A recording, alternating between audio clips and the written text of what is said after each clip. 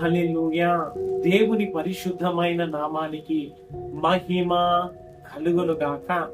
ఈ రోజున దేవుడు మనల్ని ప్రేమించి మనకు అనుగ్రహిస్తున్న రక్షణ వాక్యము కొలస్సీలకు రాసిన పత్రిక 2వ అధ్యాయము 9వ వాక్యము. ఏలననగా దైవత్వము యొక్క సంపూర్ణత శరీరముగా క్రీస్తునందు నివసించుచున్నది. ఆమేన్.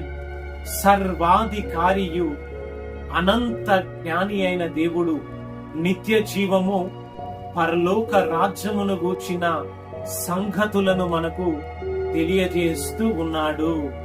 హల్లెలూయా. ఇక్కడ దేవాది దేవుడు దేవుని యొక్క దైవత్వము అని తెలియజేస్తూ మరి మన ప్రభు అయిన యేసుక్రీస్తు వారు పరిశుద్ధుడిగా జీవించి నీ వలే నా వలే ఆయన ఈ లోకములో ఆయన బ్రతికి జీవించి ప్రతి శోధనను ప్రతి వేదనను ఆయన భరించి మరి సర్వ లోకము యొక్క పాప క్షమాపణ నిమిత్తము దేవుని యొక్క సంపూర్ణత మనుషుల వలె ఆయన కలిగి నీ కొరకు నా కొరకు క్రయ ధనముగా ఆయన చెల్లించబడి కలువరి సిలువలో మరణించి నిత్య రక్షణను మన కొరకు సిద్ధపరిచి ఉన్నాడు అని ఆత్మ స్వరూపి అయిన దేవునిగా మనందరితో మాట్లాడుతూ ఉన్నాడు.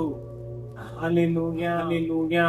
ఈ రోజున ఈ యొక్క సత్యమును దేవాది దేవుని సత్య స్వార్థను వింటున్న నీవు మరి దేవుని యొక్క దైవత్వము సంపూర్ణత క్రీస్తు ప్రభుగా ఉండి నిత్య నరకాగ్ని నుంచి రక్షించుటకు నిత్య జీవాన్ని సిద్ధపరిచిన దేవుణ్ణి నీవును విశ్వసించి దేవుని చేత కనికరించబడి దేవాది దేవుని యొక్క నిత్య రాజ్యములోనికి నీవు నడిపించబడుదువుగాక.